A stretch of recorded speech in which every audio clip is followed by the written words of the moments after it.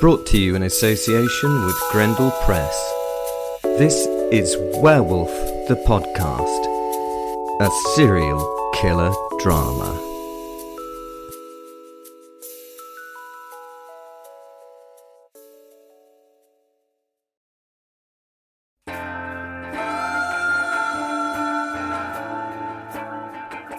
Hi, this is Wil the Werewolf, and this is Werewolf the Podcast, episode 34. Captured by the police. Now, I like to think myself as a bit of an artist, so sometimes I get lost in my art. So here we go with another story. First part of the series, Art Matters. Currently, I was working on the most beautiful bloody mural on the back bedroom wall of this shitty apartment. Sorry. I'd been doing my artwork using a young family in the flats. Working in my wolfed out werewolf form opens up such a different sensual range that I often get lost in the work that I am doing. The other great thing about being in my wolfy form is that I am so much stronger. This means that the human palette is easier with which to work. The piece was yet again a veritable masterpiece. Of course, I would say that because I was making it, but this werewolf is an honest werewolf, and it was incredible. Blood and ichor can be so thrilling when, worked with correctly. Sadly, one of the brats had got out of the door unbeknownst to me. Fuck my life.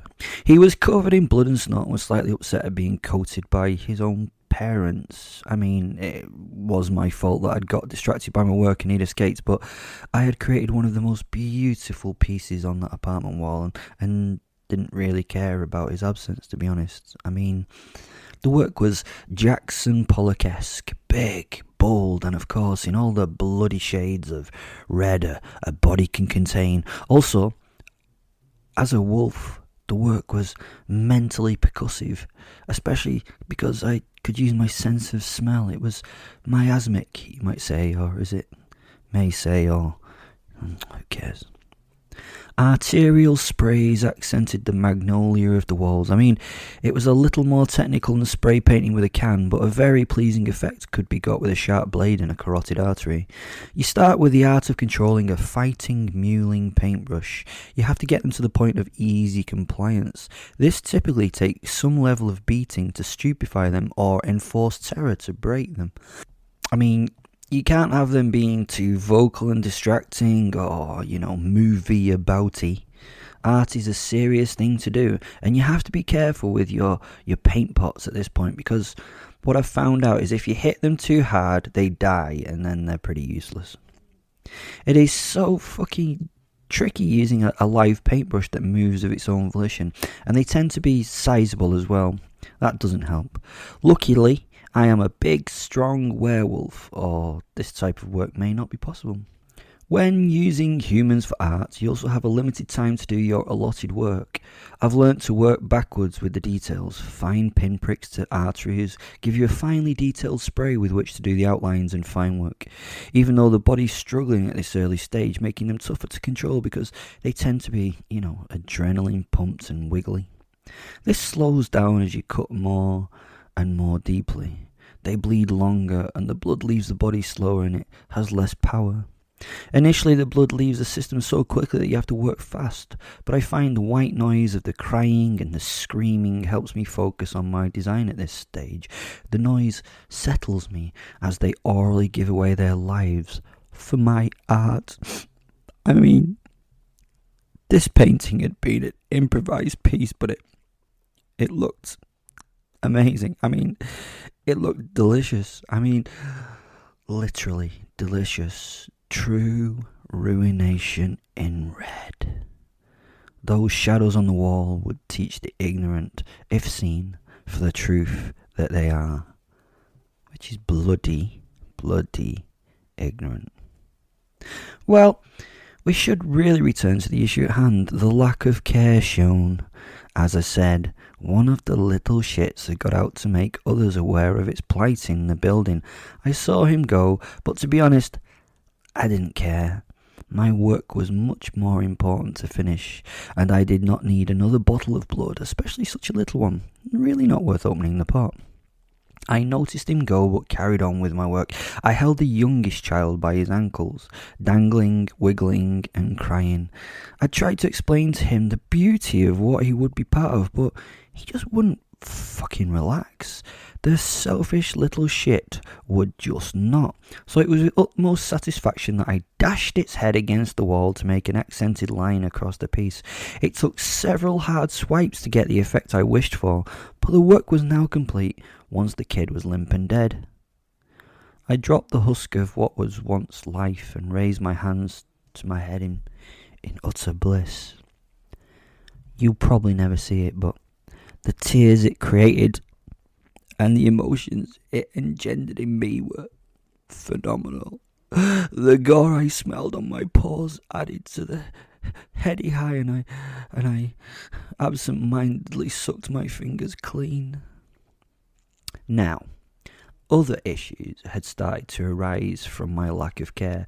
There were fucking sirens and the whopping sounds of blades of a helicopter. The authorities, I assume, had arrived in mass, and I only noticed the amplified voice after I'd relaxed to comprehend my work. I so get in the zone, you know. I think they call it like a flow state. That combined with my over-appreciation of my art meant that I had not considered what was happening in the outside world. The noise and the voice were now noticed and extremely distracting. It was so fucking irritating. Once you notice it, you can't ignore it again. Like, you know, when you get a hangnail on your claw, it would have to be dealt with. All that "come out" and "give up" bollocks. It got to such an annoying point that I walked to the window and opened it, you know, just to ask them to quieten down. I needed time with my work. I would sort this stuff out with them soon. Did they not realise that it was so rude to interrupt the artist in flow state? I reverted to my human form, which was a pain in the ass thing to do, but I needed a human face to offer to the crowd. I mean, they often freak out at the sign of a werewolf at a window. Hey, can you guys please give me a few minutes, please? I promise I will be right down. Just give me a few minutes. I will be there. I promise, alright? Just some time. A request I thought that was not too much to ask. I flinched in instinct. It just was the right thing to do. The window pane where my head had been downright exploded, sending plaster and concrete as shrapnel flying. I mean, those shots could have fucking killed me if they'd hit me in the head. I was only asking for a few minutes. So rude. These people have no consideration for my health at times. I was now so fucking angry. I leant out of the window. Hey! To give them a healthy rebuke and a peace of my mind. I was just trying to tell them what I felt about the lack of decency and what they'd just done. I mean, no fucking warning, and they were actually going to shoot at me. That was a step too far, in my humble opinion. Again, my preternatural senses told me not to be in fucking view, so I leapt to the floor as the aperture where the window once had been was rattled into tiny pieces by automatic fucking gunfire. I was now in the humiliating position of laying prostrate on the floor, covered in bits of plaster, metal and glass, and I wasn't feeling the fun anymore, to be honest. I mean, I was beginning to get somewhat perturbed about this whole thing as the gunfire, subsided. I looked up and paused as my world ended. You fucking, they had wrecked my work. Bullet holes scarred the wall. It was all broken and ruined. In that moment, I was destroyed. My art, Did they not realise that it was the only thing of any value in life these days?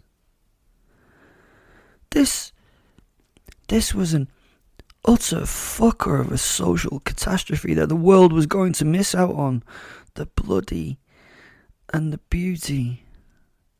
Oh, and there was its somewhat cliched title, The Blood and the Beauty. But wait. Somehow it was, wait. No, now it was fucking perfect. I mean, if the bullet holes had caused the ruination of my piece, no, they added to the chaos of the piece, I would have to rethink that. I mean, it was a significant change of heart for me because it was, in fact, the ruination of a piece of art that was the ruination of life, which in itself was art. Deep. Blood, beauty, and bullets. The cliche of the name combined with the alliteration of the words was such a wonderful, kitschy contrast to the consummate carnage created on the canvas. I had ruined that little family and made my art show that ruin. Then the art had been further ruined by the damage done by the blast from guns. It was so much better. There was just enough time to enjoy it. It was beautiful. Truly beautiful. And the emotion caught in my throat. I mean, you monkeys could probably never draw from its significance. How could you ruin something that was already ruined? I mean, that doesn't make sense. The fantastic thing was now I had the opportunity to push the piece further. A truly wonderful thought had entered my brain. An inspiration the sirens and the authorities were in that moment. They were my muse. With how the piece had evolved in front of my eyes at its further destruction, I had been inspired to take a further step with it. The situation that had now transpired outside meant that I had been given the crafting gifts I needed to explore true ruination further. The new supply of blood was outside, lives and souls to further ruin. The ruin of the ruiners of the ruins. Wow. If I were a heavy metal musician, that would be so my album title. So I had to sit and create a new plan, or it could be a disaster. Fen smiled at me in his wolfy way and sent me his own opinion on what to do. Nah, fuck it. Let's do the usual plan. Let's wing it and just see what the fuck happens, was his unsolid advice. I would now get to work in front of a huge media presence. I knew that already. The eyes of the world would be on this block of flats at this moment. Maybe I could bring out the wolf to play live on TV, with Big Fen's permission, of course. It would be fun to see how this went, and if it went well, how on earth they were going to cover this shit show up. Fen? Uh-huh. Can we play out, please? I asked. Fen, in reply, shrugged his huge wolfy shoulders. It's really cool watching a wolf shrug. I'm sure it's difficult to imagine for you, I suppose, but it's great to actually see. Okay, well, let's not do anything too stupid today, huh? Came his response in my head. The sirens were screaming, the helicopters were making that thudding sound as their blades cut the chilled evening air. I lifted myself to a sprinter's stance, and I did a countdown from 3 in my head. On 2 I exploded towards, and then through the window, leapt and fell. Fen wasn't ready for my early departure, and all I could hear in my head were his complaints at the prank and how it was not funny. He was lying though, because it was fucking hilarious. As I cleared the window and smelt the clean fresh air after the erotic, bloody smells of the room, I suddenly had a moment of consideration and badly timed clarity. Well, What I had thought seemed like a good idea at the time, I suddenly realised was not an idea at all. It was just fucking happening. I started the 3-story drop screaming and yelling. There was a lot of impotent rage and anger as the bullets flew past me and through me. I didn't really consider the possibility that a small army would have arrived by the time I was ready to jump. As I fell, I brought into play one of my kind of superish powers. It seems that I can sort of slow down time. I mean, time really can't slow, but time is relative, right? So I can relate to it strangely. I don't get it either, but all I can say is that I noticed a lot of little red laser dots on my body as I fell. Now, you've watched the films and played Call of Duty, so you know that these are the laser sights used to zero in by snipers. Now, thanks to my regeneratory skills and fucking toughness, I can take a shot or 6. I mean, I'm pretty fucking hard to kill, but this was ridiculous. I was covered in the little laser dots. I mean, I was lit up like a red Chloe thing by hundreds of dots. I looked like a beacon of hope, a beacon that would literally be torn apart into tiny parts when all those fuckers fired. I would be a cloud of bloody red pulp before I hit the floor. And that wasn't cool.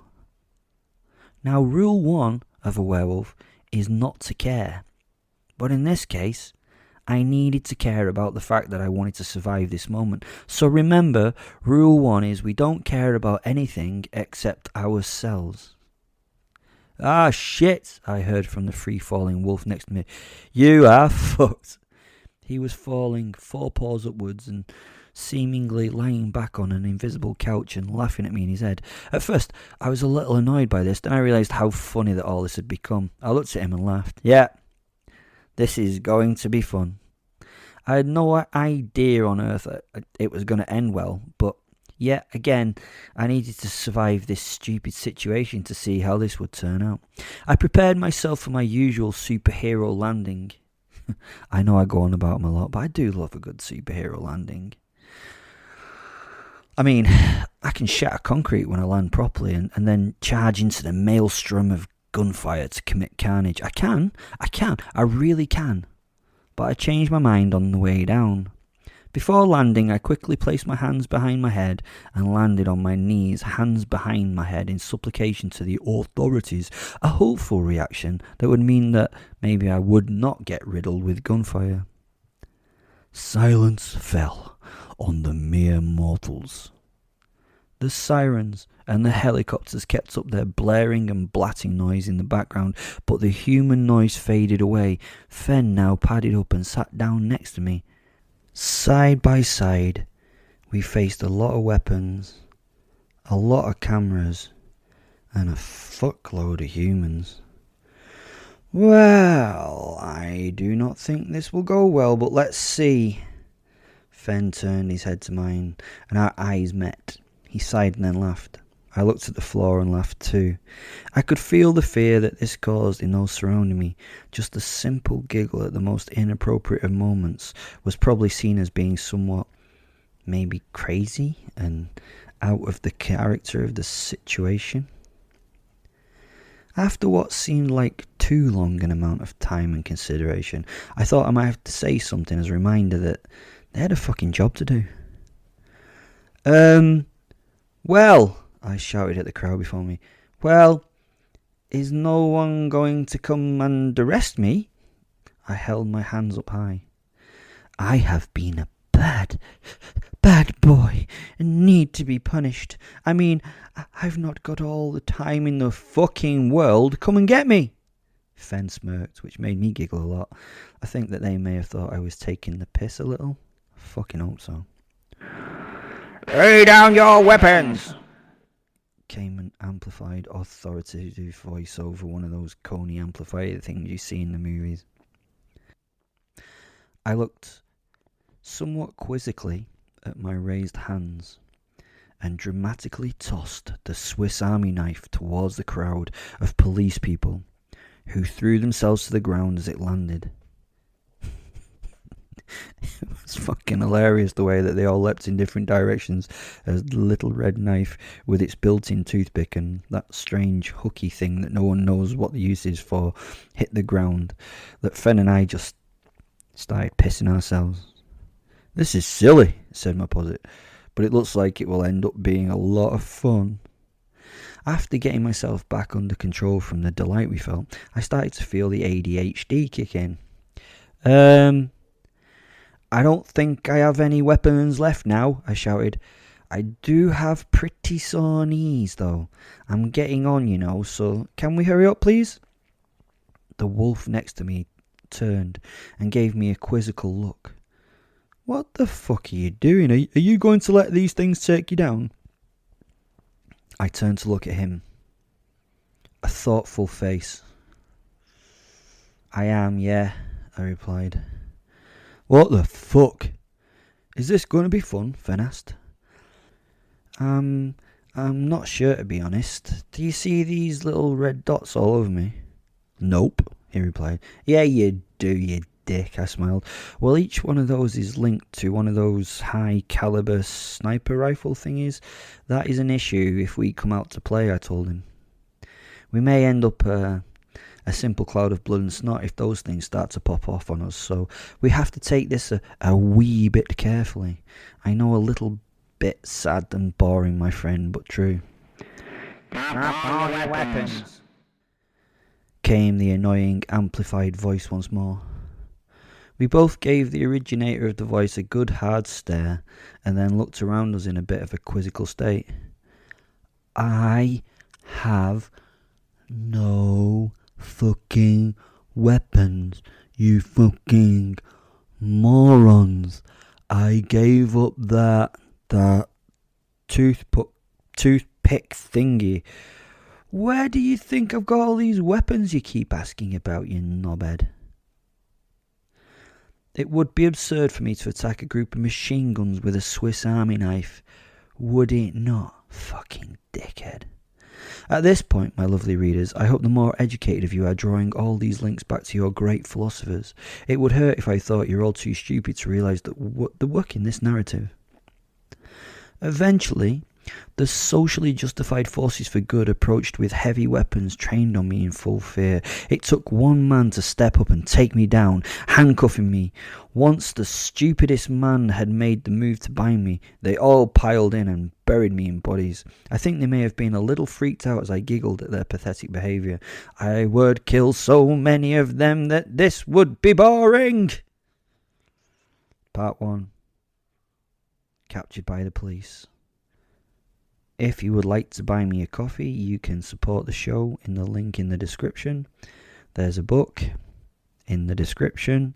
There's a Facebook group in the description. And you can follow me on Twitter in the description. Well, you can't follow me on Twitter on the description, but the link to the Twitter, and it doesn't matter, I'm sure you're with me on that one. I would like just to, finally say, I love you all. Please share the love. Bye.